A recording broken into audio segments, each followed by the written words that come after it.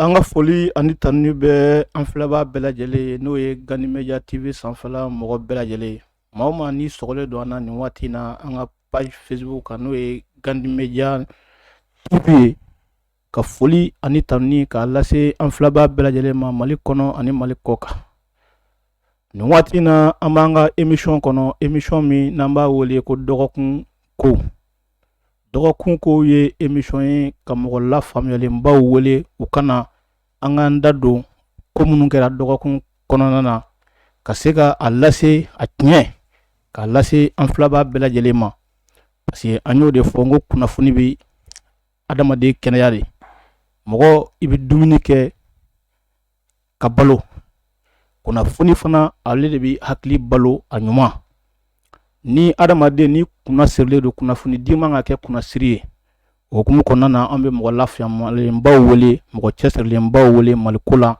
minnu bɛ se ka adamadenw ka kunnafoni jɛlen d'u ma walasa u hakili ka se ka balo. O kɔnɔna na an da sera OMT ma, ni OMT min toujours an b'o de fɔ fasoko la an ma deli ka to kɔ a la. Maliko kuma kɛra yɔrɔ o yɔrɔ la OMT wulila ka jɔ ka se k'a la. Kuma kɛra yɔrɔ o yɔrɔ la, kɛlɛ kɛra yɔrɔ o yɔrɔ la, a ko ka Maliko de. Donc o mɔgɔ minnu bɛ yen wele kan ka bila u ma ni actualité baw bɛ yen u ka se ka jamanadenw kunnafoni a jɛlen na. U hakili bɛ kunnafoni ko cogo ɲuman min na. An y'o de fɔ an tɛ sɛgɛn an tɛ ɲinɛ. Gani Media cɛ a n'a muso a baarakɛla bɛɛ lajɛlen wulilen don ko walasa jamanadenw maa o maa bɛ yen ni e mago bɛ information ɲuman na ka se k'a da i kan i sigiyɔrɔ bɛɛ lajɛlen la. O ye an ka baara ye. Ka yira la k'a fɔ an n'a balimakɛ de don ZK n'o ye Zumana Kante ye. Donc ni OMT an de bɛna bi jɛmukan in ɲɛnamaya. Jɛmukan in bɛ ɲɛnamaya chaque vendredi à partir de 16h an ni mɔgɔ lafaamuyalenbaw bɛ wele ka sigi. O kɔnɔna na an bɛ foli bila an ka technicien Waraba ma n'o ye ale t'i ye image la mais ja fɛn fɛn bɛ ye an kɔfɛlaw la ale de bɛ a bɛɛ bila yen. U bɛ baara la, technicien t'i ye mais olu de ka baara fanga ka bon kosɛbɛ. N'an bɛ Dramani Kamara an ka foli bɛ s'a ma kosɛbɛ. OMT folikan min b'i bolo ka ɲɛsin an filɛbaa bɛɛ lajɛlen ma nin waati in na an ka sɔrɔ ka don an ka thème kɔnɔ. Siga t'o la Jou. Merci. N b'a fɔ fɔlɔ ye Jou bilahi mina shaitanir rajim. Bismillahir rahmanir rahim. Bi Jou bi juma ye. Juma y'anw fɛ yen laadakunda o ye donba ye. Kosɛbɛ kosɛbɛ. Ala ka don kɛrɛnkɛrɛnnen don an silamɛw ma. An bɔra batoni la, an bɔra juma seli la. Ala ka bato kelenw minɛ. Ami ya Rabbi ami. An ka dugawu min kɛ jamana ye Ala k'a minɛ. Ami ya Rabbi. An ye mun k'an yɛrɛ, an ye mun kɛ jamana autorités ye Ala k'a bɛɛ minɛ. Ami ya Rabbi ami ami. K'Ala fo k'a barikada. Ami ya Rabbi. Ka sela ka ciba in sanuman in kan kuntigi Mamadu. Salim. Ka Mali dinɛma bɛɛ fo. Kɛrɛnkɛrɛnnen an fa ni mɔkɛ. O ni foli ka kan. N'o ye Buya Aidara Asrafu Sarafa. O ni foli ka kan. Ani dinɛma tɔ bɛɛ lajɛlen. Jou ka maliyɛnw fo. O ye foli minɛ. Ka Senku fo an tɛ sɛgɛn. Foli minɛ. N'i y'a ye an bɛ ka filɛ bi, n'i y'a yɛrɛ bɛ courage don Gani maliyɛn Mali bɛɛ b'a filɛ bi olu de don. Kosɛbɛ kosɛbɛ. An b'o fɔ hali bi k'u sirilen to Gani Maliyɛn TV kan. Inchallah. Kunnafoni telima, nafama, jɛlen a bɛ bɔ yan. Kosɛbɛ. An bɛna o de kama ka maliyɛnw bisimila o kunnafoni. Kosɛbɛ kosɛbɛ. Jou ka autorités fo. O ni foli ka Ka daminɛ président de transition na colonel Assimi Goïta k'a fo ka segin k'a fo. O ni foli ka kan. Ka na se premier ministre docteur Sukalo Kokala Mayiga ma. Ka na se président de CNT ma n'o ye colonel Maliki Diaw ani CNT membre bɛɛ lajɛlen k'u fo u bɛ mun na Ala ka n'u sara ɲuman na. Ami. Jou ye kuma dɔ fɔ an tɛ sɛgɛn Maliko la parce que an ye maliyɛnw de. Kosɛbɛ kosɛbɛ. An tɛ se ka sɛgɛn wa Ala ka n'an sɛgɛn. Ami. Maliko mɔgɔ tɛ se k'an da de. Kosɛbɛ. An ye maliyɛnw de. An se min an b'a kɛ. N'an ni bɛ to a la a bɛ to a la parce que dɔw ninnu tora anw ɲɛ. Kosɛbɛ kosɛbɛ. N'Ala ka jɛ ye, Ala ka tiɲɛ dɛmɛ, Ala ka Mali dɛmɛ. Ami ya Rabbi. Jou k'i yɛrɛ fo. Foli diyara n ye. Ka Gandi fo. I ka techniciens fo. K'an filɛbagaw fo. Ka ɲin'u fɛ u k'a partager. An bɛ kunnafoni latika de d'u ma tilema. An bɛ Ala de deli Ala ka kuma basigilenw bɔ an da. Ala ka kuma tiɲɛmanw bɔ an da. Ala ka jamanajɔ kumaw bɔ an da. Mun ka di maliyɛnw yɛrɛ hakilina ye bi ne b'u motiver. Jamana bɛ ka taa sira min fɛ bɛɛ k'i yɛrɛ sɔrɔ a la. An bɛ n'o kuma de ɲɛfɔ ni Ala sɔnna ma. I ni baraji Jou Kante. Ma. OMT foli minɛna, foli diyara n ye. OMT an bɛ don an ka sujet kɔnɔ k'a yira an filɛbagaw la halisa u ka video ninnu u ka partager. Maa maa bɛ yen n'o bɛna diya in sɔrɔ direct la u ka video in u ka partager k'a lase yɔrɔ bɛɛ lajɛlen la video in kan ka se yɔrɔ min na. Ani mɔgɔ o mɔgɔ n'i bɛna video in lajɛ kɔfɛ live bannen kɔfɛ n'i bɛna lajɛ i ka se ka video in partager ka kɛr'u bila o ka d'an ye kosɛbɛ parce que n'i bɛ fasoja la ni mɔgɔw bɛ k'i encourager bamananw b'o fɔ ko yɛrɛ ci kɛ ko ɲuman k'a ni foli ka kan. surtout mɔgɔ minnu b'u ka forfait ta k'u yɛrɛ sacrifier ka se ka vidéo ninnu lajɛ ka se ka partager vraiment an ka foli b'u ye kosɛbɛ kosɛbɛ wante an m'an teliya an bɛ don an ka sujet filanan na bi bɛɛ ɲɛ b'a la jamana ko tare don bi maliyɛn de fierté don maliyɛn bɛɛ lajɛlen bolo maliyɛn ka kelen don fierté bi wante ka sababuya kɛ transition ye yani transition in ka na i tun bɛ maloya kɔ fɛli i tun bɛ maloya Mali kɔnɔ k'a fɔ k'i ye maliyɛn yɛrɛ maliyɛn kun danbe bɔra a la maliyɛn kun bafouera maliyɛn yɛrɛ kun lagosira fan bɛɛ alhamdulillah transition nalen kɛra sababu ɲuman ye maliyɛnw bɛ ka fierté ta ni maliyɛnw ye hali mɔgɔ minnu tɛ maliyɛn yɛrɛ olu bɛ fɛ ka kɛ maliyɛnw ye bi donc an b'o foli bila transition ma kosɛbɛ wante an ko barikani ka taa barikani taara o la barikani talen a yirala k'a fɔ an ka cɛdenw barikani kun dagalen don yɔrɔ min na Gawo ko an ka cɛdenw an ka wolomasiri tabaw n'o ye force maliyɛni ye armée maliyɛni ye k'u dagara ye parce que barikani taara donc barikani talen u y'a yira k'a fɔ ko tiɲɛ yɛrɛ la olu bɛ se ka jɔ ni jɔyɔrɔ in na nafa tɛ barikani na yan wante o la e bɛ se ka mun fɔ jamanadenw ye k'u hakili sigi barikani talen kɔfɛ ani an ka mɔgɔw kelen ka nin yɔrɔ in occuper fana kuma jumɛn b'i bolo ka lase. Dieu merci, c'est très important.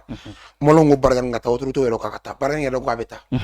depuis le mois de juin 2021 selon l'aide ministre des Affaires étrangères à son temps. Nous avons mis la défense, gouvernement croit ainsi après ratification de la transition. Français le coup d'État. On a un après de la Fondation Génie Kenekan où il y a abandonné en plein vol. On était abandonné en plein vol. Et Français nous avons mis mollo, on met les bois, on met les fly, on est sans là. Mais on a tout le temps dit, inimité maladie, c'était en tourisme, c'est la France. C'est la France qui représente tout ça.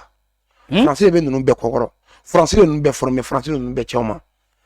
bien kala ngas na le bien kala kate ayemandi wonte on yera ko montagne on aussi mo ga bi kata ayemandi on tanyera de ayira on ya do ludo amena o waludo donc vous êtes la clé boray de français bi ka position zone na mali armée bi ka zone be remplacer on bi ka base bi récupérer wa tole ni biche na bora tisi de l'attaque make français o tisi attaque de la to mena bi question réponse des Nations Unies Canada avec preuve en appui mais gauko de bora gauko autour de où est ku beta autour de ku kwata sans délai ou bon ou tata na mu chercher en outo mais gauko na famia ka fo français be information di jari sous ne rebel nous bugo non attaquer on va voyager là entre Toronto et Gao attaque mécain mo chi noter barkan nga information de ledo gogo là ka Gao fa même ne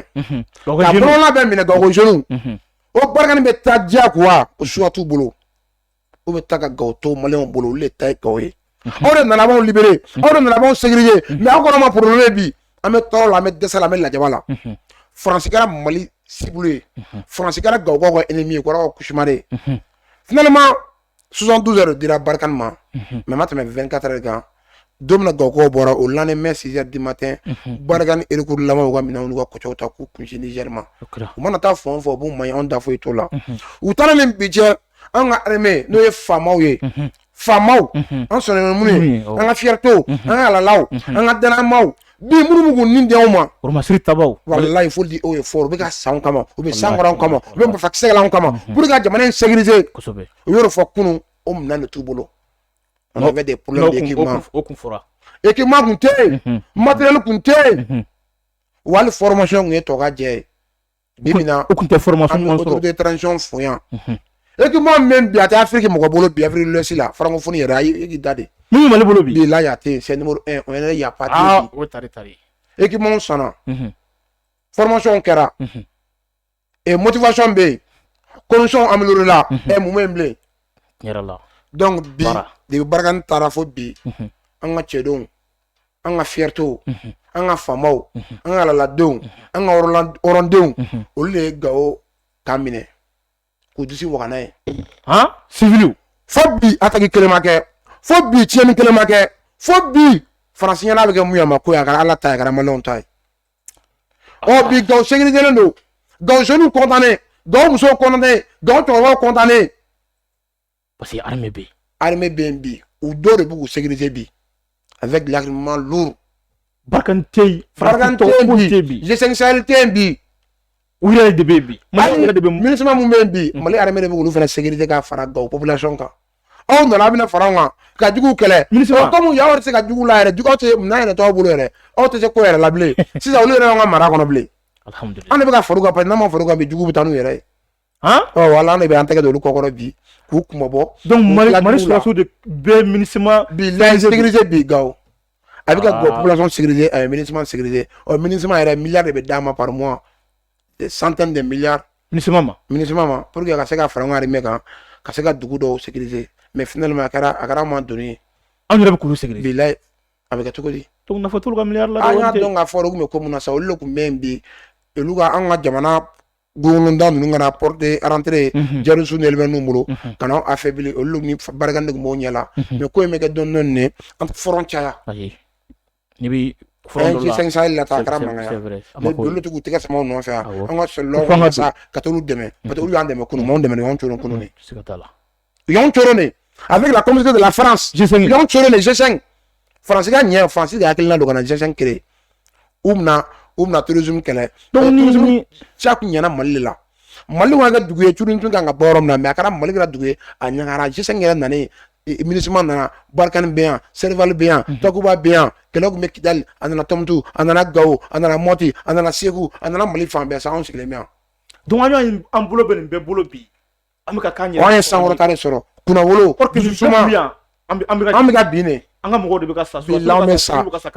tu be sa population be sa entendre finalement solution ngemi mais on te ne betale ko fe français ça o de bi sa jora armée bi avancer demana bi gadja condition bi améliorer wa mali ga ka nyada kurata ere ma kuma damla na sisan o mali gara fierté de Afrique ma mali sabu ala bi africain be sont fiers d'être africains à cause de nous j'ai dit oh fort on me wolsone africain bi on me wolsone farafin bi parce que mali a ira diamana bi ka ira farajo la bi ka ira chino la bi ka ira ka fo farafin ko bari ni farafin ki mo so jam sa ira ko rawi wallahi non ti non Première guerre mondiale, deuxième guerre mondiale, donne fara farajo donne ou kisi donne ou sutura donne ou makuto on parce que do nous watele non no ko du ko fait France ka sandu wora kayde France ka sanu France sanu ben na du kayde France oui à son temps ennemi kana pendant de la deuxième guerre mondiale à Douala on est fait parce que on tient donne combien mais bi France dans affaibli pendant 30 ans en autorité politique mais de 92 quand c'est bima oui nègre oui piégé aka armement ya fait o mo te guerre là o mo te kele là o mo be pela o mo be basigi là o mo be lafia là lafia be ni ma guerre là bien olu fana ko nu maninke huruta be kana sura su eki ma mai sura su formation ma mai yanga migi musa ya musa jamana ko impôt na taxi lo ya fere to olu ta kumbelo feril de olu ta sa ku ba fere a che fanga koron yem ta ki mon fere ku ba koron soma ana mi soroy ama fensa nga ka jamana marfa plan de la paix alfa ya jeni ka jamana da falit ku falit teke kan ka jamana lebu ka yogo fly fama teke sa jamana wera na mo bolo la woyi sino a ko kara bara 2013 billahi no nyere la bi waso molo me bota ulan kume ni ku mana ki nyefere ni wala ulan to dara yere atoko dara ulan na on sauver mais so aussi l'état do la on to man no olu be to de ça est ce que mo ne misa ulan to fido anete dugulo ma famille parce que ni crise bi dala plein chose chez toi et tasuma menele ga bugula ni na ka na ngoje ni na nuga ponje ni na ngoro benje ba fa nga auto fla ka ta kara fa woro benje ga fa ai ga so na ka fa na fara kuma mun yo jima na fa sa ah alhamdulillah yo to ka kunye woro benje to nyam sima o ko na je kolom sima woro ben je kolom sima yo to ka ele ta kala o so fa ka ba je merci donc malibu danga de c'est ça en 2013 c'était comme ça on a essayé de créer tout même si entièrement ma donc fa français do pour le mais créer pour la libérer libi frontière tan mali che pour que abo libi ka se malla dugu do be te molukan tadi bola ni chere bola u ye ke mo ne ke ka dugu fa pop parce que sabote a fuye ay tunili karafie na tuna meta do kire ka do mali frontière la eta za wat oh lu fatu dugu la la to donc ko mbe wuli la yedi depuis libi kele bana am lafia on se ga lafia o parce que français na kele munu ye karafi janfa fana be fa ka dugu do ma dugu do fatu ko ni mali tado ka je binga nga jakuya on a un solo bon nina à janvier ala ka yinu la wallo sara usara fasoy usara jamana ala ko makoto ala ko ɲini silamɛya furu fɛn la mɔgɔ sara jamana ye a don on était affaibli on était faible on n'a plus de choix c'est pourquoi a tɛ to an tɛ kɛlɛ dɔn an dun t'a dɔn siga foyi tun t'a la an tɛ kɛlɛ dɔn an tɛ se ka kɛlɛ dɔn fɛnɛ yɛrɛ donc o temps bɛɛ tɛmɛnen an nana ye faransi y'a kolon cun an na faransi y'an affaibli faransi nana anw dɛmɛ mais moyen m'an bolo an ka wari fitinin an bɛ avion fitinin minnu san an bɛ équipement militaire minnu san faransi ko kana armée lourd feere anw ma u kana char ɲɛnamaw feere anw ma u kana avion avec des équipements militaires u kana olu feere anw ma an ka avion ka kɛ taxini an bɛ se ka jɔnni kɛlɛ k'an yɛrɛ jugu b'an ka k'anw gosi anw diɲɛ dogo don repli stratégie an m'an siko la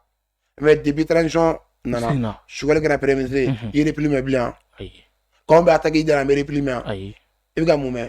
au contre attaque chaque jour mais wante sisan an ka force olu de bɛ barikani tun bɛ kan min kɔnɔ olu de bɛ sisan donc maliyɛnw bɛ se k'u sigi ni jigisigi jumɛn ye ou bien an bɛ se k'an sigi ni mun ye nin kɔfɛ armée ka exploit la ou bien jamanadenw yɛrɛ ka lafiya la n'a ma ɲɛ k'a fɔ ko barikani taara ka bɔ Kayi na Kayi a tɛ mɔgɔ fila bolo bi a bɛ an yɛrɛ ka cɛfini tabaw de bolo n'o ye an ka sɔrɔdasiw ye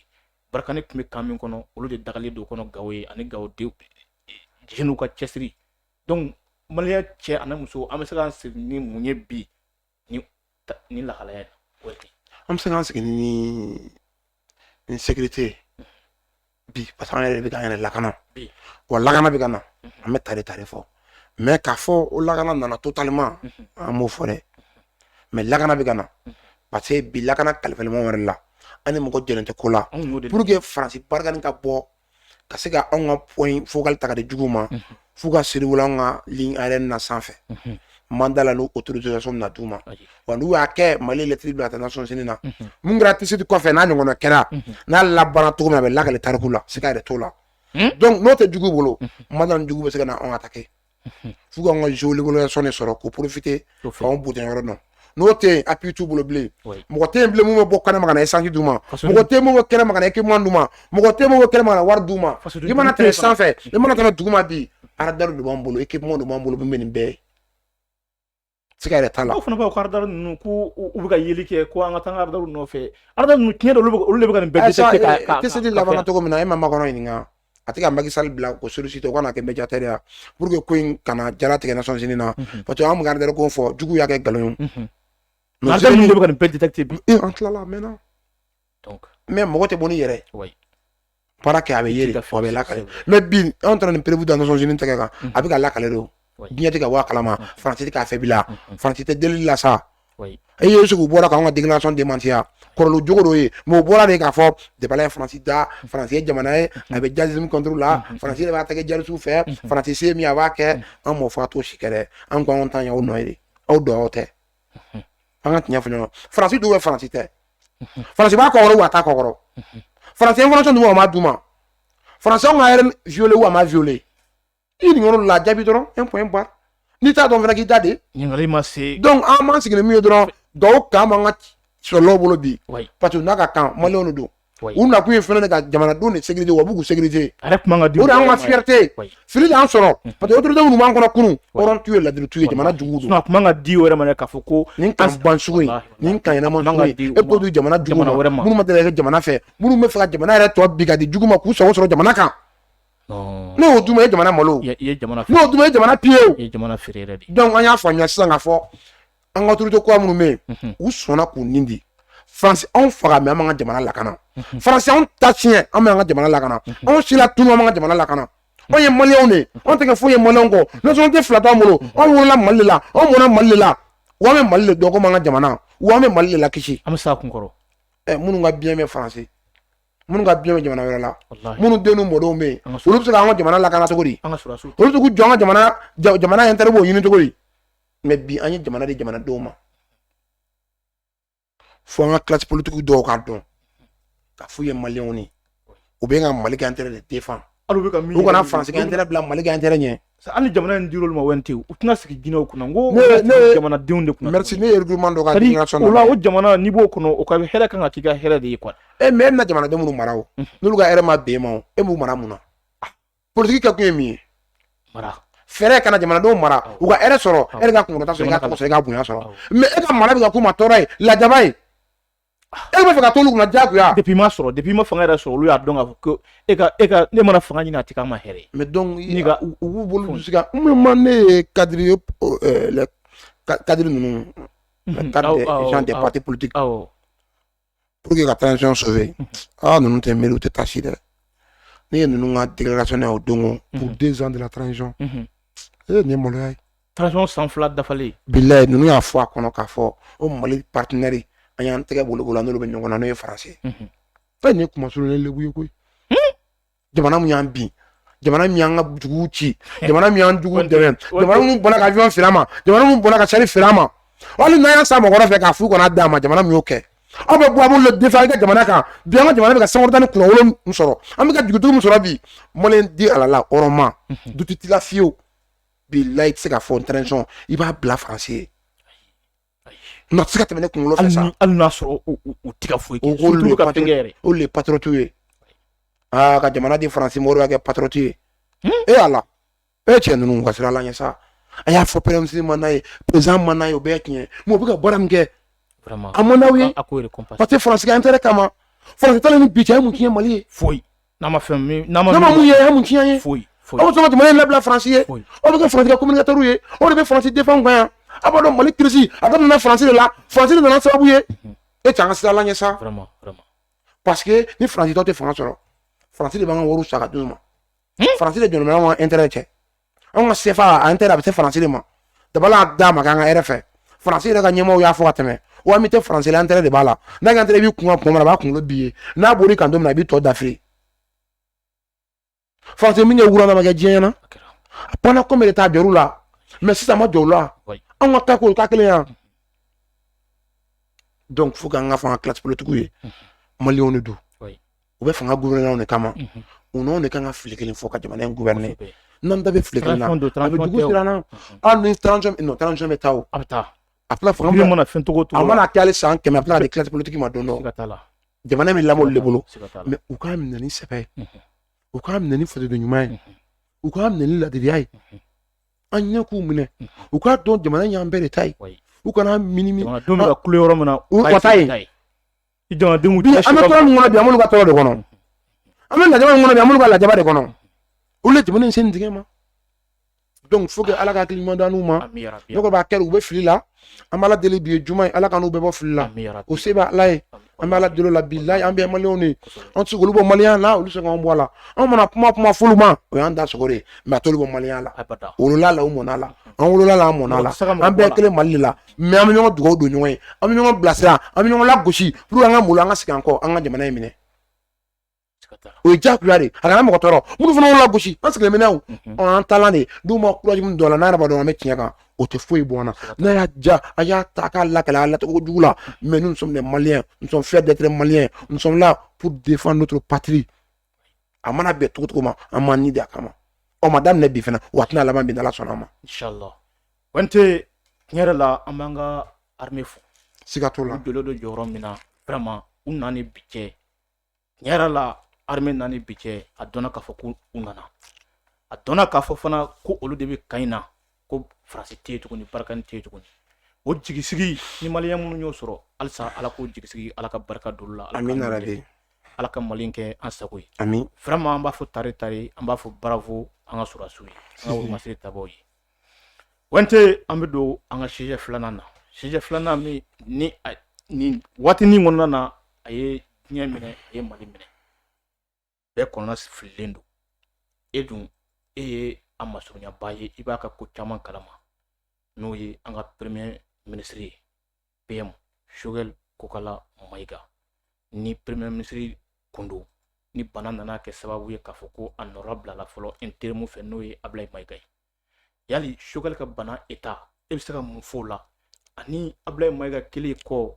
intérim ye premier ministre la i bɛ se ka hakilisigi jumɛn di maliyɛnw la ani Ablaye Mayiga danaya min b'a yɔrɔ la a bɛna se ka premier ministre in jɔyɔrɔ fa wa Wante mɔgɔw kɔnɔna fililen don nin na kosɛbɛ PM ka bana ko in ani a biya wa mais a tiya e kɔni tiɲɛni mana min fɔ bama ɲɛko la a dɔn b'a la jɛ y'a fɔ dɛ i ni PM ka surun kosɛbɛ i b'a ka ko caman kalama PM ko bɛ cogo di joue il cantait tout le monde c'est quand mon appel mais madame Nola t'es franchi bien on n'aura pas belle fleur qu'on a fait bola et puis amet dugo ke ala ka fare se ga yɛrɛma kana ɲuman sɔrɔ y'a bila yɔrɔ min na an ka daminɛ piɛmu a kun sɛgɛnna se ka tɛ mun na o ye tiɲɛ a sɛgɛnna farikolo la a sɛgɛnna hakili fan fɛ piɛmu bɛ sɛgɛnna fiɲɛ bɔ la repos suɲɛra jɛnna o a n'a ka kan après kalo 14 a bɛ bɔ a ka so dɛmɛw cɛ la 6 heures du matin a bɛ segin sur heure a bɛ audition kɛ yen tuguni a bɛ mɔgɔw de reçoit yen fo 1 heure 2 heures a ma nɔgɔ jour jamana kɔni de bɛ PM na n'i ye mɔlɔn kɔnɔ fililen n'i ye mɔlɔn mɔgɔ bɛ information na parce que ka di mɔlɔn ye mɔlɔn yɛrɛ y'a ka baara la de transition taabolo maliyɛn denw yɛrɛ y'a la de ani manim ta yɛrɛ y'a la o y'o kun ye mais jamana fanba o yɛrɛ ye PM se ka baara la ni ko y'a sɔrɔ jamanadenw sɔrɔ jamanadenw bɛ fɛ ka segin ka na de olu ma kunkɔrɔta in sankɔrɔta ye c'est pour que mɔgɔ bɛ information ɲuman ɲini PM kan bi o ye wajibi o ye diyagoya ye ni ka di maaw ye maaw bɛ kunkolo kuma b'a fɔ ni manu ye u ti kunkolo kuma yɛrɛ fɔ donc an bɛ mun fɔ dɔrɔn principe bɛ se ka na fiɲɛ bɔ la mais o kɛra wajibi ye k'a ka docteur fɛ parce que n'a ma kɛ wajibi ye peut-être conséquence wɛrɛ tun b'a ko kɔfɛ pour que conséquence kana bɔ a la n kɛra wajibi y'a kan wajibi na a bɛ k'i muɲu ka i sɛgɛn nafiɲɛ bɔ n'ala sɔnna ma ma da la bilen n'a bɛ mɛn ani plein forme bɛ na ala k'o kɛ inshallah an ma fɔ k'an jigi da ala kan faut que malidenw k'u hakili sigi an bɛ gandi de kan ala kana nkalon la n'a ka ɲɛfɔ maliyɛnw ye an bɛ dugawu kɛ ala ka segin ni premier an ko an ye layidu de ta gandi maliyɛn kilo ka layidu de ta jamanadenw ma kalama k'a fɔ ko tiɲɛ a bɛ bɔ yɔrɔ o de bɛ fɔ yan bilayi ni information bilala ko yɛrɛ k'i y'a ye gandi kan wa ni mɔgɔw b'o de kɛ n'a yɛrɛ gandi kan dɔrɔn mɔgɔw b'a minɛ ka bila kun ka taa donc an fana y'o kalenkan de ta an n'an filɛbaw cɛ an n'an ka abonnés cɛ ani maliyɛn bɛɛ lajɛlen cɛ ani maa o maa sɔgɔlen don an na n'i tɛ maliyɛn ye diɲɛ fan o fan n'an bɛ kunnafoni jɛlen de d'i ma an bɛ mɔgɔ wele fana mɔgɔ minnu an b'an da don min na n'u b'a kalama o hukumu kɔnɔna na an y'i wele PM ko la information jɛlen a ka di mɔgɔw ma parce que o de dilen filɛ ma tan fɛnɛ jour alhamdulillah donc siga ka bɔ maliyɛnw na a taara a ma bɔ bi an bɛ kuma na don min na bi ye vendredi de il est déjà 18 heures passées PM bɛ Bamakɔ Mali la alhamdulillah a bɛ segin na fiɲɛ bɔ la fo ka se ni heure ma dɛ nɔgɔ tɛ mun na nin y'a latika tiɲɛ fɔlɔ ye maliyɛnw ye bi alhamdulillah donc sɔrɔ la donc i ka kuma question filanan na degere bɔra k'a fɔ ko colonel Ablaye Maïga o ka ministre de l'administration territoriale o ka intérim assuré avant le retour du docteur Sukali Kokala Maïga o ye tiɲɛ de e bɛ se ka mun fɔ o kan o degere in fili t'a la baara min dira mani ye jamana ye jamanaba de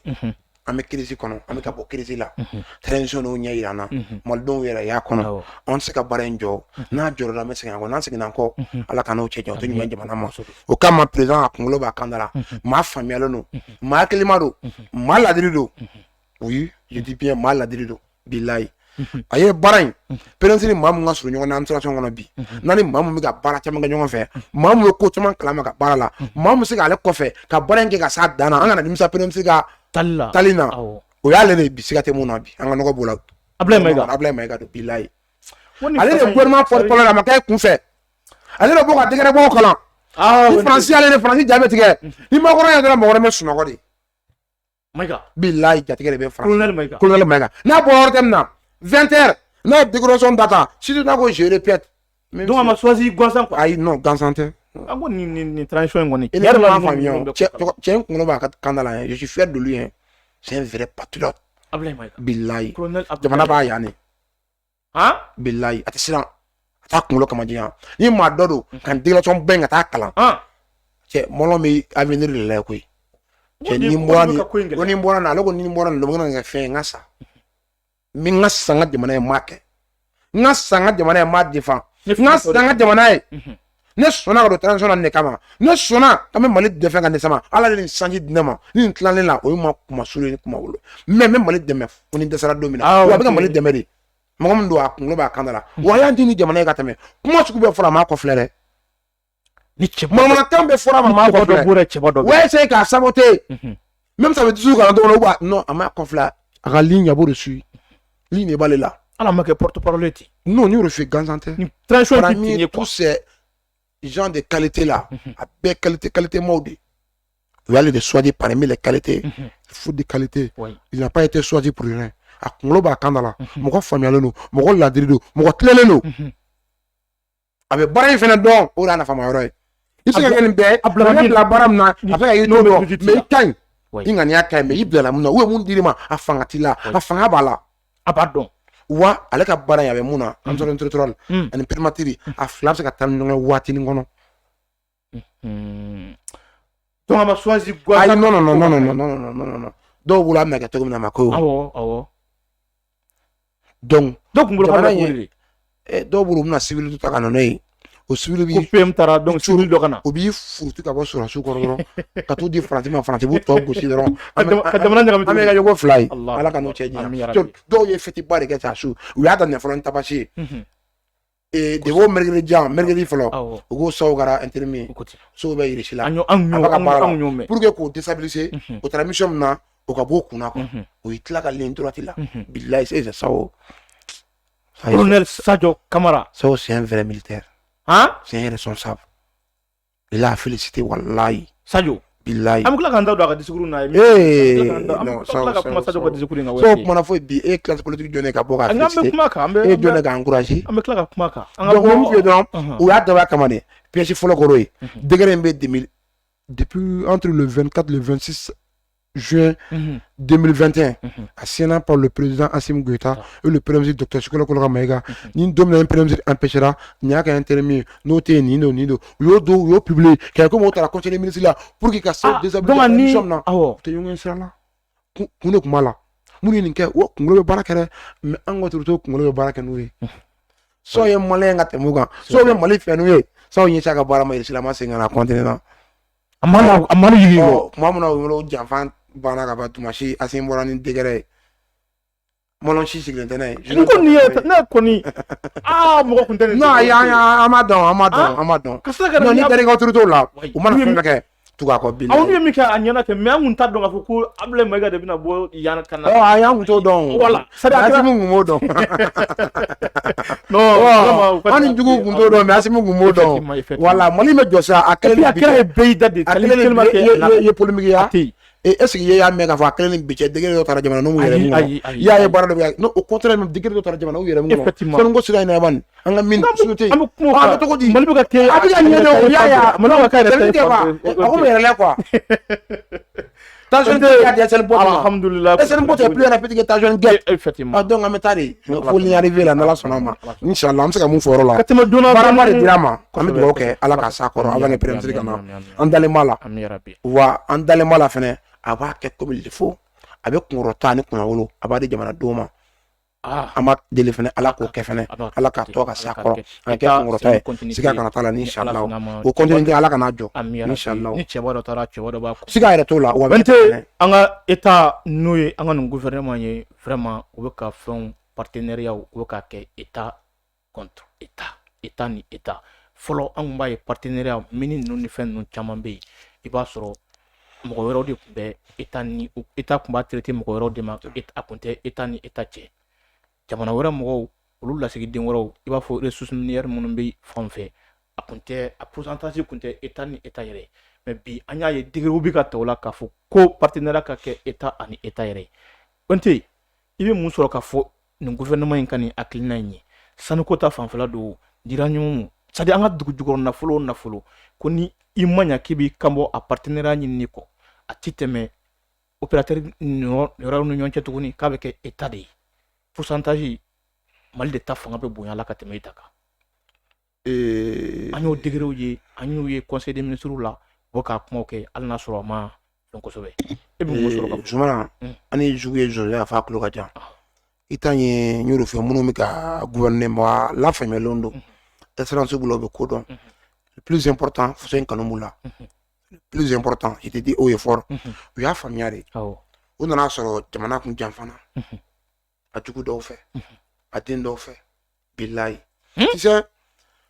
anw m'an ka sanu di surtout an ka ressources minières ninnu an b'a di opérateur minnu ma minnu yɛrɛ b'a di olu yɛrɛ ka quota kuma la donc a sous-traité yɔrɔ donc finalement n'a sous-traité la ka so jamana yɛrɛ tun tɛ fɛn sɔrɔ bilayi a ye bɔ an ka dugukolo kan mais jamanadenw yɛrɛ ni yɔrɔ tun t'a la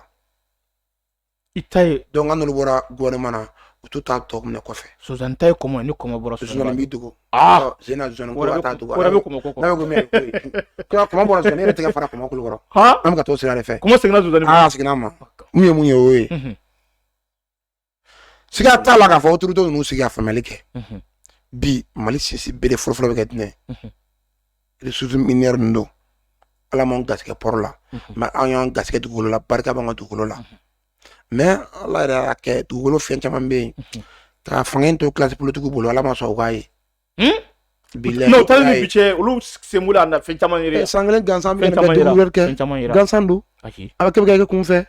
non an ka Ala fo ka barika Ala tɛ foyi kɛ gansan n'Ala ye fɛn fɛn kɛ ni juguman don a fɔ alhamdulilayi rabbil alamin a kɔ la i b'a bi o de bɛ ka kɛ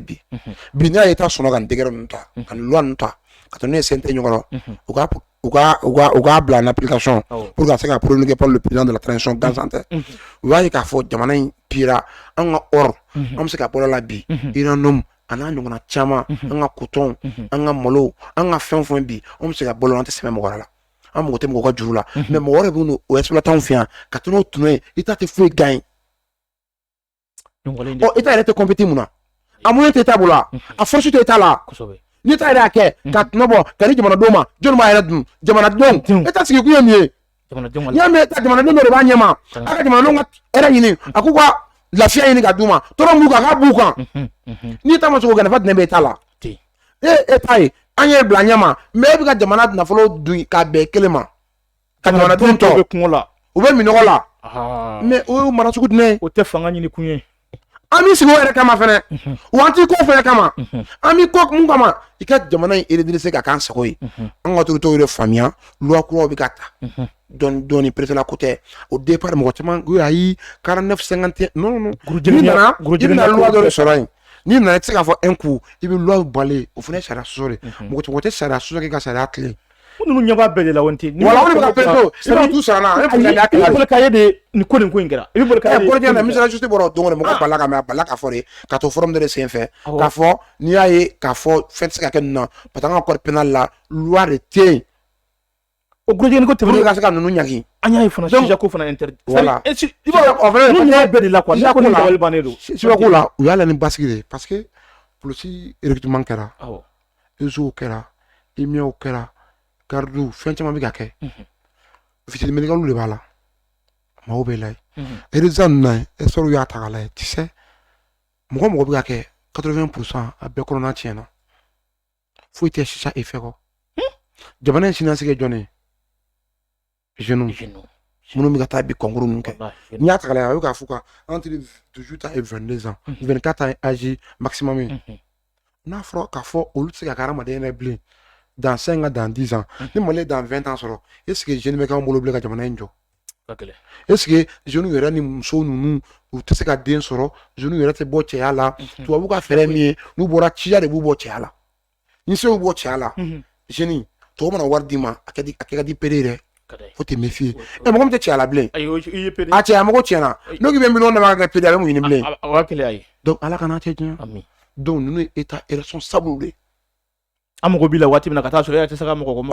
donc an bɛ tubabu ka système dɔn u bɛ fɛ ka na ni PDA ye diɲɛ cogo min na anw fɛ yan u dɛsɛra u k'u b'an ka dirigeants san an wulila k'an cɛsiri an y'an jɔ u n'a cɛ maintenant n'u y'an cɛyaw faga tun Ala kana cɛ diɲɛ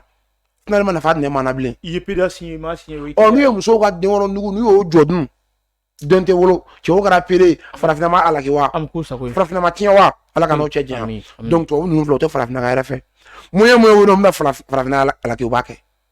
donc anw de b'an tɛgɛ ni ɲɔgɔn ma an ka autorités bɛ siran fɛ ni de ka ɲi a ma bɛn minnu ma u k'a ye k'a fɔ aw ka sɔrɔ b'a la mais jamana ka taaɲɛ de b'a la an tɛ se ka t'o sira fɛ aw ka sɔrɔ nin kama mɔgɔ si ka suya tɛ mɔgɔ si ka laɲini tɛ adamaden balo ye mun o ka jɔ an t'o kisi mɔgɔninfin ɲɔgɔn ma Ala de bɛ balo cogo dɔn mais balo cogo jugu Ala ko an ka fɛn kana don da fɛ Ala ko Ala ka an ka arabu éviter arabu b'an ka fɛn bɛɛ latiɲɛ an bolo fɛn fɛn bɛ mɔgɔ latiɲɛ fɛn fɛn bɛ mɔgɔ kɛ ni mɔgɔ sugu ye ne b'o baara sugu la Ala k'an b'o la Ala kana si don o sira fɛ bolo bolo tɛ bolo wɔsi la Ala kana an bila o baara la Ala kana o baara ɲɛ ɲini a la donc c'est normal que autorités k'u jɔyɔrɔ la autorités ta kun ye nin de kama ye jamana ka avenir jamana ka ɲɛtaa k'a sinsin depuis maintenant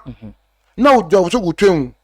finalement a tɛ foyi tiɲɛ olu ye o mais a b'a tiɲɛ jamana ye dɛ olu ma bɛ ja yɛrɛ olu ni fɛn ninnu interdit bɛ ka u mɔngɔla parti dɔ ye o minnu bɛ nin baara in kɔnɔ minnu bɛ nin domaine na u y'a kɛ jamana ka ɲɛta jamana ka siniɲɛsigi olu tɛ mɔgɔ ɲɛda filɛ dɛ ayi mɔgɔ fɛn ka mɔni ma olu t'o sira de fɛ olu tɛ y'a campagne na olu tɛ y'a ko ka diya mɔgɔ ye olu tɛ tiɲɛ mɔgɔ ka nafolo kama olu bɛ yan Mali ka ɲɛta Mali ka basigi o bɛ don daw dɔ fɛ an bɛ t'o da fɛ maa min y'a faamuya o don maa min m'a faamuya tant pis an bɛ continuer mais Mali bɛ jɔ n'Ala sɔnna ma mais a tɛ jɔ n'a den si tɛ donc u k'a faamuya k'a fɔ bingani tɛ peut-être porte wɛrɛ bɛ yen e t'a bɛ se ka mun siège u ye mais fɛn fɛn b'an ka jamana in dafila la Ala ka a nɔgɔya bɛɛ lajɛlen minnu ka baara don Ala ka faamuyali nɔgɔya k'a fɔ ko État tɛ a yɛrɛ ye a bɛ jamana kɔnɔ n'o don sisan yɛrɛ t'o la sisa min baliya wala an ka cɛ an ka kɔfɛw kelen ɲɔgɔn fɛ colonel ta min PM ninnu tɛna min donc e t'a min mais donc somɔgɔ dɔ jamana an somɔgɔ dɔ b'a min bɔ a la donc n'i y'a ye u ye nin décision ninnu ta jamana ka hɛrɛ don u bɛ ka fɛn o fɛn ta u tɛ k'a ta u yɛrɛ u bɛ k'a ta jamana de kama Ala ka jamana in Ala k'a basigi ka jamana in k'a kɛ jamana kɔnɔ den sago ye Bante temps bɛ ka taa dɔɔni an bɛ ka don waati kɔnɔna na an bɛna don an ka thème sabanan kɔnɔ thème sabanan in tɛ dɔwɛrɛ ye Sadio colonel Sadio Kamara Sadio taara Moscou a ye kuma mun fɔ yen fɛ a ye mɔgɔw jatigɛ fasodenjugu jatigɛra fasoden ɲumanw kɔntanna Sadio ka ko la dɔw yɛrɛ ko ko non Bante Sadio discours min kalan discours in e bɛ se ka mun fɔ Sadio ka nin kuma in na Moscou c'est la continuité du PM c'est que le PM a fait en Nations Unies ni y'o tɔ de a y'o tɔ de kuma banna quoi a Nabila Diop bɛ baara min na ni y'o tɔ de wallahi donc cheminement de don voilà n'a fɔra premier ministre bɛ ka taa sɔrɔdaso nɛgɛ k'u bila bateau kɔnɔ o tɛ se ka taa ni Saw yɛrɛ kumana o Sadio kumana Sadio kumana dɛ Saw ye nɔgɔ bɔ kuma la jotigi jalakɛ n'a ma bɛn mɔgɔ ma ne yɛrɛ fɛ i tɛ maliyɛn pire colonel Sadio Kamara n'a ma bɛn mɔgɔ ma i tɛ maliyɛn pire tuti bɛ ka maliyɛnya la a ye kuma min fɔ bilayi maliyɛn den hɔrɔn ala la bɛɛ k'i yɛrɛ sɔrɔ nin kɔnɔ Sadio ka nin discours kɔnɔna na ne ye Mali armée fɔ bi armée don l'armée monte en puissance Saw don Saw nɔ b'a la Saw ka baara ba b'a la dakuruɲɛ fila fɔra bamanankan la a ye min fɔ yen fɛ Saw yɛrɛ ka diɲɛ na k'a fɔ Mali armée kun tɔɔrɔ la lajabara kɛlɛ mun binna kan Mali ka kɛlɛ kun tɛ a wajibila an kan o y'a sɔrɔ an bɛ dɛsɛ kɔnɔ o y'a sɔrɔ an bɛ magiri kɔnɔ mais malidenw tɛ ka ɲɔgɔn ma sɔrɔ olu sɔnna bi n'u bɛ sa u bɛ sa Mali ye u bɛ sa jamana ye u bɛ sa jamanadenw kumabɔ u bɛ sa maliyɛnw ye wa u bɛ anw de kama anw ka impôt n'u ka taxe de bɛ k'u sara ka Mali kumabɔ olu b'a kɛ bi ni minɛn d'olu ma wa jamanadenw ye partenaire de ɲini partenaire mun Saw kun bɛ yɔrɔ min na ni de si b'a la k'a k'i mago san ka d'u ma bi munna o tɛ sa anw ye munna o tɛ kɛlɛ k'anw ye munna o t'anw kumabɔ minnu ma Sadio ka discours faamu o tɛ kelen filɛ ka dɔɔni de fɔ a la dɔɔni a tɛ se ka fɔ ka ban koyi mais nin ye dɔɔni de ye Saw ko Mali ka souveraineté ayi Mali ni mɔgɔ tɛ jɔ ko kuma kɛ bilen an ka jamana ka lakana an t'o di maa wɛrɛ ma bilen o bɛ kalifa anw de la i bɛ ɲɔgɔn dɛmɛ de i se la a tɛ d'i ma ayi o banna alhamdulillah an m'a fɔ an ma binna an binna o ni y'an binna an yɛrɛ denw n'an janfa ni y'an binna an marabagaw n'an janfa ni y'an binna tiɲɛ yɛrɛ tun ma fɔ an ye kɔnɔ an bɛ ka yɛlɛ bi ni an bɛ ka yɛlɛ fɛnɛ den ɲuman dɔw de sɔnna an baara ma den ɲuman dɔw de sɔnna ka wari don a don cogo la an ye 1200 et quelques milliards voté yan k'o bɔ an ka impôt n'an ka taxe la n tɛ ɲinɛ a kɔ dɛ an ka impôt n'an ka taxe de don e bɛ essence ta o i ka sara la bɛ bɔ a la o essence la taxe ni impôt bɛ bɔ a la o k'o ta ka di dɔw ma a ye taa kɛlɛkɛ minɛn san ka d'an ka soldaw ma k'anw sécuriser a y'o dun ninnu ma sira la ɲɛ koyi ninnu satɔ ɲɛ tɛ se ka tugu an ka ministre de la défense Dawudu Danbele a y'a fɔ assemblée kɔnɔ o se tɛ Mali autorité ka ji san ka di Mali armée ma an ka kanw attaquera ka buruju faga o ni na u ka taa ji ɲini ka min ji bilayi bukezi bilayi buruju minnu tɔnbɛra Ala ka yi minnu san nafolo la an ka autorité politique sigilen bɛ Bamakɔ yan ministre de la défense ka taa assemblée kɔnɔ k'a fɔ o don o ji se tɛ autorité ye k'a di an ka militaires ma o don an ka assemblée ma wuli ka gouvernement dissous olu ma wuli ka président gɛn o bɛ tɛgɛrɛ fɔ ni yɛlɛ ni bɛndiya la Mali kun janfana koyi président yɛrɛ denkɛ kun ye commissaire de la défense président ye ale mun bɛ ka contrôle kɛ ka suivi kɛ ale yɛrɛ tɛ bɛ marché kow la au même moment olu bɛ ka kɛ multimilliardaire ale bɛ bɛndiya la a bɛ dɔnna Espagne a bɛ bateau bɔw kɔnɔ ye an bɛ diaspora fɔ kosɛbɛ diaspora min olu de b'a fɔ ko tiɲɛ yɛrɛ la aw minnu bɛ Mali kɔnɔ yan aw t'a dɔn bonya min ni karama min bɛ maliyɛn den ka kɔfɛ fierté nationale malien passeport ni ayira jamana fɛn la bi ngorota wete dɔnkili ara diaspora bɛ tilen kan wele min mana vocal ci min mana wele u b'a fɔ aw bɛ na wari fiyɛ bi u bɛ taa jigama u bɛ taa malien diɲɛ ko kuma sulilen de don ni malien diɲɛ ye ko bi ka bɔ hakili ma ko mɔgɔ wɛrɛ de bɛ fɛ ka kɛ malien yɛrɛ ye bi kɔ kan ni vocal ci conseil ministre conseil ta ya on mɔgɔ kɛ de bɔ neutraliser kɛ malien ta ya diaspora mɔgɔ caman bɛ kuma bi diaspora national malien bɛ ka di mɔgɔ kɛ ma chaque fois ne ko musa na mun na dɔrɔn yɛrɛ la ngan yɛrɛ an bi yan mais an tɛ a dɔn ko wallahi zo aw tɛ fɛn dɔn na ali faut les gars bara son africain malien il y a des problèmes pour avoir un simple blouin à fait la parce que il kɛra ɲugun fɛ de kɛra fuwari de kɛra lasiri ko jogo de bɛ da la mais bi ni malien ye priorité k'u b'a fɔ de diaspora b'a fɔ de u tɛ sɛgɛn a fɔli la u b'a fɔ de ni taa rapport la bi nationalité malien b'e bolo bi passeport b'e bolo bi ne tɛ jɔ na bilen bɛ passer un cours de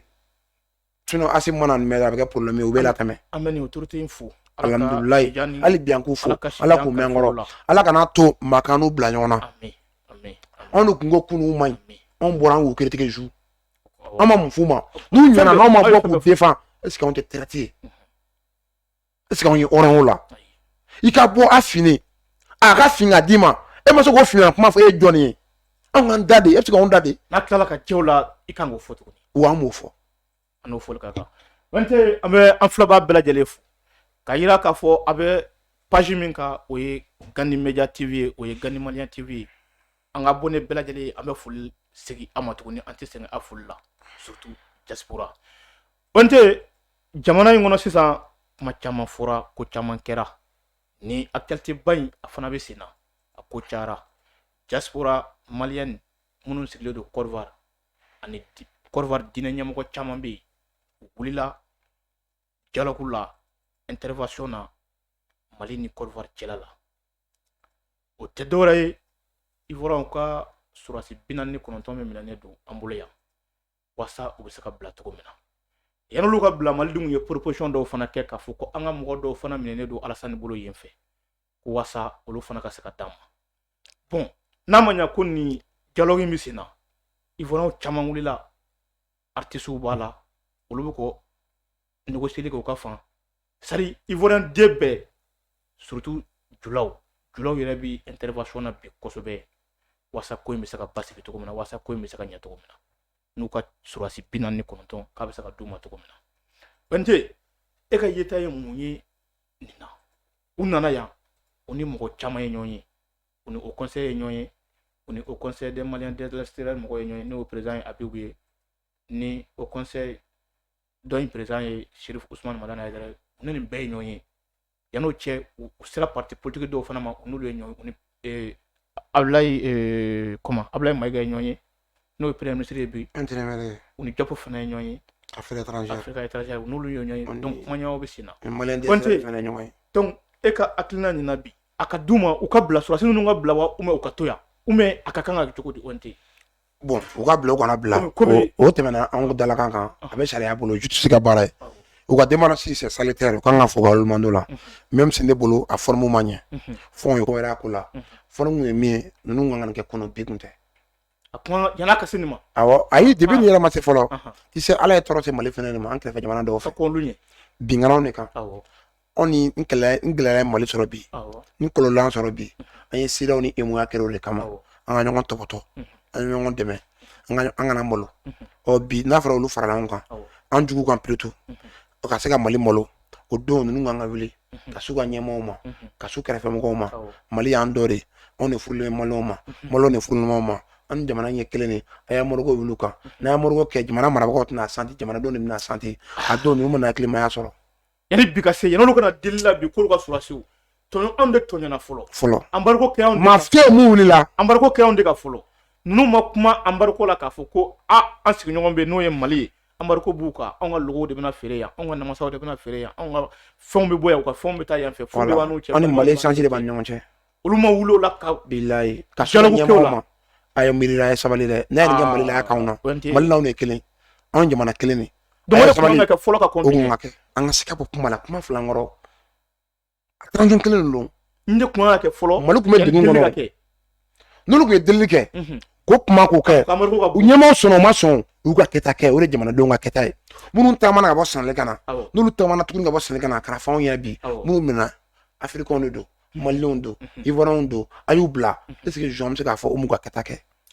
an bɛ se k'u sɔsɔ minnu bɔra Guinée ka na n'olu nin kelen fɔ an bɛ se k'a fɔ an man ɲi minnu bɔra Mauritanie ka na n'olu nin kelen fɔ panafricain minnu bɔra Sénégal ani panafricain minnu bɔra Guinée ka na n'olu wulila hɔrɔnya yɛrɛ la olu ka na ka na nin fɔ an ye vraiment e b'u dɛmɛ o t'u dɛmɛ an bɛ basigi kuma f'u ye kɔni e b'u dɛmɛ ou t'u dɛmɛ wa bɛ bɛn ma fɛnɛ parce que u y'a dɔn tuma min na kɔlɔlɔ bɛ Mali kan u y'a kɔlɔlɔ d'anw ye wa u yɛrɛ sɔnna ka kɔlɔlɔ k'anw nɔfɛ an ka bɔ kɔlɔlɔ in kɔnɔ ka taama ni hɔrɔn ni ko kɛr'i ye kana kɛ fitiriwale ye dɛ fitiriwale man di Ala ye Ala kana si kɛ fitiriwale ye donc n b'a fɔ u ka ko fɔ n tɛ don o kɔnɔ parce que n ma se ka o ka ɲi u ka ŋaniya ka ɲi mais u ka kɛtaw jɛ kunun u kun kan ka min kɛ kunun u m'a kɛ u k'a dɔn ka fɔ est-ce que u b'a dɔn ninnu minɛna kun min na den n'u bila ka na Ivoire autorité u bila na mission min na fana u n'u ka ŋɔɲini k'o dɔn yan'u ka négocier kɛ a bɛ négociation kɛ mais aw bɔra dugu min na fɔlɔ a y'a ko ɲini yen fɔlɔ dugu la fɔlɔ ka bɔ ni tiɲɛ ye ka sɔrɔ ka tiɲɛ dɔn n'i bɛ mɔgɔ deli i b'a deli i bɛ ko tiɲɛ de dɔn karisa nin kɛr'i la nin ma bɛn nin kɛr'i nin ma bɛn mais n b'i deli nin bɛɛ kɔfɛ sɔn e nana karisa nin kɛr'i la ko nin ma kɛ n na dɛ e yɛrɛ t'a dɔn mun kɛra ne nana deli mun na i ko nin kɛra n'a ko ko ale ko nin ma kɛ n na dɛ jɛ yɛrɛ t'a kalama dɔw nana karisa vraiment i ka 20,000 ni suɲɛ i ka yɛlɛma n ka 20,000 suɲɛ n y'a ye a binna muso de kan so kɔnɔ delikɛla e bɛ bɔ cogo di delikɛla filila ko len don e nana sɔrɔ mun ye don cɛ hali n'a kɛra la cɛ kɛ nin n'a kɛra la i bɛ sɔn a ma wa e de bɛ bɔ cɛ ɲɛ fɔlɔ e nana deli la k'a fɔ nin yɛrɛ bɛ ka nin kelen k'i la i bɛ boli ka t'i fɛ yen donc n ka ko in na hakilimaya la quoi ka ko in ɲɔgɔn t'an bolo ne yɛrɛ fɛla ye ko in sera yɔrɔ min na u ka bila ma ban ma parce que Ivoiriens lebura de Ivoire état dara lɛfɛ de kɔnɔ ka yɛlɛ n'a ye hali k'a dan nin ma Togo démarche ma c'est fini pour Alassane Dramane Ouattara mais Ivoirien den caman bɛ yen bi u kun ye ko in ta ni fanga ye a bɛ sariya ka bolo kan sariya ka baara kɛ ou bien an ka taa négocier sariya ka baara kɛ baara kɔfɛ u ka bila ni sariya tilalen ka ko tiɲɛ dɔn parce que ni kɔrɔ ye tiɲɛ dɔn a bɛ tiɲɛ dɔn autorité ma pour que nin ko ɲɔgɔnna wɛrɛ ka kɛ a ɲɔgɔnna wɛrɛ kana kɛ olu de bɛ o mécanisme ta sisan k'o bila en application mais ninnu ka bila pour que hali bi Mali min bɛ Côte d'Ivoire bɛn ni basigi bɛ se ka na n'u cɛ cogo min na k'a yira fana Mali ye jamana de ye jamana min sɔnnen su ni tile de Modibo ka temps k'a yɛrɛ di jamana wɛrɛ ma k'a yɛrɛ sauver o ma daminɛ kunun o tɛna laban bi an ka yira diɲɛ an n'u tɛ kelen Ivoire y'a tenté de ka n'an ka jamana déstabiliser mais anw b'a tenté de k'u ka jamana basigi ka stabiliser Ivoire ye crise sɔrɔ anw yɛrɛ o la Mali kun falen don tep en 2010 2012 mais a tɛ pousser Ala ka ɲin'a la i bɛ tiɲɛ so an fa don an ka cɛkɔrɔba ɲumanba ladiri don hɔrɔn don a tɛ a fɔra ka amorgo kɛ Ivoiriens da la o y'a sɔrɔ IMOA b'a bolo CEDEAO b'a bolo a ma sɔn a Ivoiriens tɔgɔtɔ fo ka to ka crise ban ni jamana wɛrɛ don a bɛ keleya a b'u affaiblir n'u binna anw ye tɛmɛ u la a ma sɔn o y'a sɔrɔ Alassane tɛ yan o y'a sɔrɔ Alassane bɛ yen o y'a sɔrɔ a bɛ Côte d'Ivoire a y'a sɔrɔ a bɛ hôtel dɔ kɔnɔ dogolen bɛ woni na ye bungɛri dɔ kɔnɔ a bɔra a kalama a kelen fɔra quoi Ivoirien den bɛɛ b'a kalama donc n'a fɔra anw bɛ ŋaniya jugu ta ka Ivoiriens chercher ne ma da la Malien yɛrɛ tɛ sɔn wa o ma deli ka jigin an kɔnɔ mais an fana tɛna sɔn jɔnmaya dɔ ma an tɛna sɔn lebu dɔ ma voilà parce que an y'a ye an ka jamana bɛ dingɛ dɔ kɔnɔ et puis mercenaires ɲɔ ɲɛnɛmaw fɛ yan an ka usine na nord la centrale la atelier minnu kɛra yen dugu minnu cira yen kan minnu cira yen a kɛra système sous forme de mercenaires de la kɔnɔ fo ka tiɲɛ fɔ ɲɔgɔn ye ninnu nana o cadre de fɛ ninnu yɛrɛ dakun de la ka na fo siɲɛ 8 équipement kelen ninnu nana équipement ninnu u ma autorisé ka na n'a ye u yɛrɛ de ka kuma yan u yɛrɛ de ko u nana siɲɛ 8 ko nin y'a équipe awɔ nin ye 8e fois ye ɔ Nations Unies ka taa kalama MINUSMA ka taa kalama Mali autorités t'a kalama o tuma olu nana mun na o siɲɛ 8 kɔnɔ olu ka baara kun ye min ye u ka kɛta kun ye min ye u ye mun kɛ u ye mun tiɲɛni don an kun